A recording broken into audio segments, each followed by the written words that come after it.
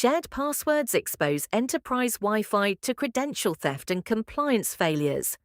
EAP-TLS with certificate authentication is the industry standard, but manual certificate management creates operational overhead. Microsoft Intune automates certificate delivery, renewal, and revocation at scale. First, choose SCEP for BYOD and high-security environments because the private key never leaves the device.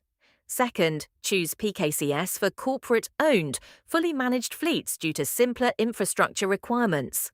Third, deploy profiles in strict sequence. Trusted root CA first, client certificate second, Wi-Fi profile last.